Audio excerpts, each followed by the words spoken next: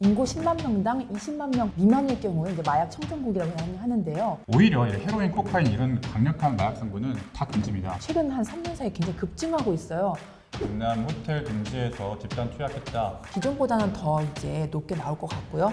네, 안녕하세요. 서울지방변호사의 소속 현창현 변호사입니다. 안녕하세요. 서울지방변호사회 소속 정혜연 변호사입니다. 네, 오늘 주제 마약으로 알고 있는데 맞습니다. 그렇죠? 이제 더 이상 한국은 마약 청정국이 아니다. 유엔에서 마약 청정국이라 하면은 인구 10만 명당 20만 명 미만일 경우에 이제 마약 청정국이라고 하는데요. 우리나라 벌써 2016년도에 그 기준을 넘어섰기 때문에 더 이상 청정국이 아닐 뿐만 아니라 위험한 수준에 올랐다고 그렇게 좀 요즘 평가받고 있어요. 2021년 마약 압수량이 1,295kg, 역대 최대치라고 합니다. 자, 마약과 관련된 법이 우리나라에 있죠? 네. 어떤 법이 있습니까? 현행법으로는 가장 많이 거론되는 법이 마약류 관리에 관한 법률이 있고요.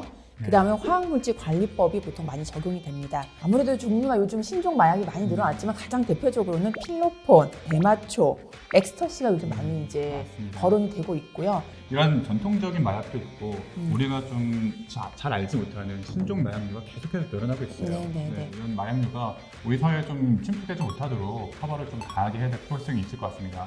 우리 주변국들은 마약에 대해서 어떻게 대처하고 있는지. 이게 좀 역사적이거나 그런 사회적 환경하고도 좀 관련이 있는데요. 근데 중국 같은 경우는 아편 전쟁이라는 그런 역사적인 배경이 있죠. 그러다 보니까 어떤 이렇게 뭐 마약을 단순 소지, 뭐 복용을 했을 경우에는 치안관리법에 따라서 10일 이상 15일 미만의 구류, 그다음 한 뭐 2,000위안 정도의 벌금 정도를 부과하고 있는데요.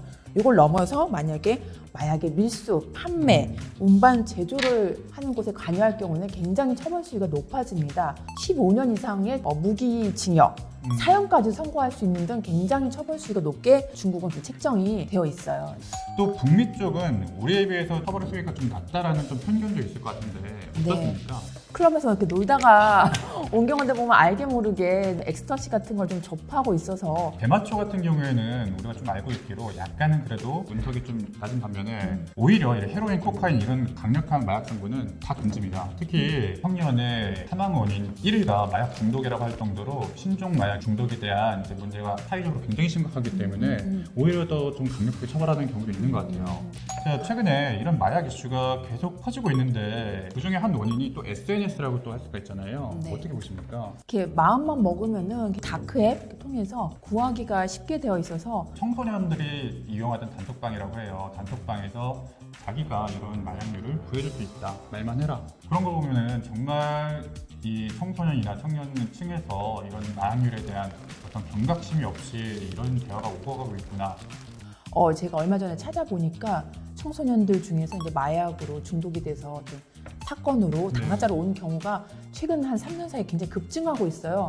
내 의지로 끊을 수 있는 문제가 아닌 어떤 좀 사회에 도움이 좀 필요한 부분이어서 맞습니다. 그게 좀 참 걱정이 되네요. 또 얼마 전에 저도 뉴스 보다 깜짝 놀랐는데 보디패커란 말 들어보셨죠? 네. 그래서 우리나라에서도 그런 사례가 있었고 그 해당되는 분이 결국에는 사망을 했는데 사망 원인이 아무래도 그 뱃속에 그 갖고 오셨던 마약이 터지다 보니 사망하신 것 같아서 참 안타깝더라고요. 근데 보디패커라는 것은 쉽게 말해서 우리가 뭐 영화나 드라마에서 많이 보기에 쉽게 말해서 그 마약을 랩핑한 다음에 먹어서 몸속에서 이제 들여오는 경우를 보디패커라고 하는데 사실 처벌 수위는 상당히 좀 높은 편이에요. 만약 그 국내에서 이런 마약류를 사용했을 경우에 5년 이하의 징역이고 이제 마약류 같은 경우에는 10년 이하의 징역에 해당하는데 이렇게 들여왔을 때는 5년 이상의 징역입니다. 최소 미니멈이 5년 이상이라는 거잖아요. 네.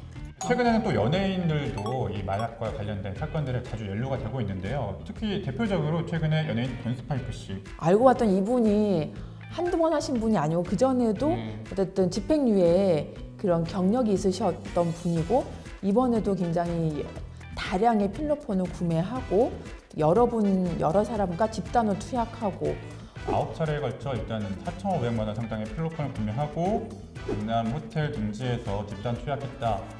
먼저 적발이 됐다가 그 사람이 같이 연계돼서 불었죠, 소위 말해서. 네네. 그러면서 돈스파이크 씨도 같이 체포가 돼서 구속까지 된 상황인데요. 돈스파이크 씨가 이렇게 인터뷰를 했어요. 최근에 이 마약류를 시작을 했고 최근에만 몇 회 정도만 했다. 뭐 기존에 인터뷰했던 것보다 훨씬 더 이전부터 이 마약류를 했었고 4월 이전부터도 계속해서 이런 집단적인 투약을 했었던 것으로 좀 밝혀지고 있습니다. 여러 가지로 이렇게 나눠서 형량을 이제 나누고 있는데 결과적으로 이제 형량이 점점 높아지게 되는 거는 다른 사람한테 권하거나 어떤 마약의 유통에 좀 관여한 어떤 정황이 있거나 할 때 이제 더 위험성이 높다고 보고 재범도 많이 하시고 상습성이 많이 있기 때문에 이 부분에 대해서는 여러 가지로 그런 마약류에 관한 법률에 적용이 돼서 최소한 예전에는 징역 1년에 집행유예 2년이 나왔는데 기존보다는 더 이제 높게 나올 것 같고요. 이게 만약에 누가 한 명이 적발이 되게 되면은 줄줄이 이렇게 얘기를 할 수밖에 네. 없는 구조더라고요. 마약은 특성상 이제 혼자 할 수가 없잖아요. 누군가로부터 사거나 아니면은 누군가와 같이 하거나 이런 식으로 될 수밖에 없는데, 그래서 마약류 같은 경우에는 특별한 양형인자가 있어요. 이거는 양형인자라는 것은 형을 세게 할 거냐 약하게 할 거냐라는 말인데, 특별히 나와 같이 한 사람을 이제 소위 수사기관에 제보를 하게 되면은 감경을 해주겠다는 거예요. 영화에서 우리가 영화나 드라마에서 많이 보잖아요. 같이 했던 사람 몇 명 써라라고 하면은 이제 너를 좀 구속은 안 시키겠다라고 하는 건데, 그렇게 마약상까지 유통상까지 좀 적발을 하게 되는 경우가 심심치 않게 발생하죠. 통상 우리가 뭐 대마초나 이런 마약류를 하게 되면은 다 이제 신체 검사, 뭐 시약 검사나 이제 네. 모발 검사를 통해서 이제 검사가 되지 않습니까? 네. 보통 이제 소변 검사를 할 경우에는 이제 현재 시점으로부터 한 열흘 정도 했는지 반응이 나오죠. 네. 반응이 나오기 때문에 그 이전에 했던 것까지는 이제 알 수가 없고, 모발 검사 같은 경우는 정확하다고요. 근데 이제 보통은 이제 단속될 수 있겠다 싶으면은 머리를 이제 다 밀어버리셔가지고 다리털까지 네. 뭐 이렇게 해서 검사를 했다는 얘기도 있습니다. 퐁당이라고 많이 들어보셨죠? 네, 정말 위험한 것 같아요. 최근에 이렇게 내가 의도하지 않았는데 마약류를 섭취하게 되는 경우가 있어요. 그런 경우를 말하는 것 같아요. 내가 먹을 거는 내가 들고 다녀야지. 맞습니다. 절대 누가 주는 거 먹지 말란 말이 있거든요. 마약류를 탄 술을 먹게 돼서 네. 정신을 잃게 되면은 성범죄 노출이 되게 되고 그런 부분이 있기 때문에 이제 절대 이런 부분은 조심을 하셔야 될 것 같아요. 강제로 이런 상태를 만들어버리기 때문에 이런 범죄에 악용되는 경우가 상당히 많았다고 해요. 그래서 술을 주셨는데 마셨어요. 알고 보니까 마약이 들었던 술인 거예요. 네. 나는 전혀 모르고 마셨다. 그런데도 이제 수사기관에서 네. 이제 이걸 알게 됐을 때 네. 처벌될 가능성이 있을까요? 뭐 섭취하게 된 그런 경위를 좀 상세하게 좀 설명 좀 하고 혐의에서 벗어나실 필요가 있습니다. 아무래도 마약류가 신체에서 시약 검사라든가 모발 검사로 검출이 되게 되면은 일단 수사기관에서는 좀 적극적으로 수사를 할 여지가 있기 때문에 그렇죠.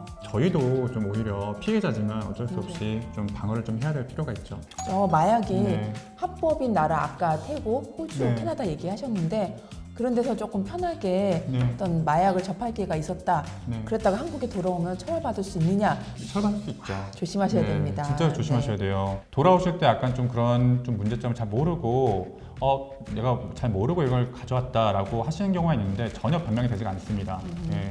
진짜 외국 백패커 같은 경우에는 가방에 누가 이걸 몰래 숨겨놓지 못하도록 비닐 같은 것으로 코팅된 비닐 같은 것으로 가방 꽁꽁 싸맨다고 해요. 경험이 있으시네요. 네, 캐리어 같은 거를 이렇게 좀 감싸서 누가 혹시라도 나 모르게 집어넣는 게 불가능하도록 그렇게 대비하는 경우도 있다고 합니다. 이제 국내 같은 경우는 네. 혼자 사시고 택배나 이런 데서 그렇게 관심을 많이 안 가지시는 이렇게 독거노인이나 나이 많으신 분들 그런 주소지에다가 배송이 되게 해서 약간 이렇게 중간 거점으로 쓰는 경우도 있다고 하더라고요. 네. 알바하시는 분들뿐만 아니라 다른 분들도 연관이 돼 있다 보니 연관된 분들에 대한 수사를 하면서 정보가 나오는 경우가 많기 때문에 이게 한번 내가 단순 알바인 것처럼 얘기를 하더라도 받아들여지지 않더라고요. 맞습니다. 그래서 굉장히 조심을 하셔야 될 것 같아요.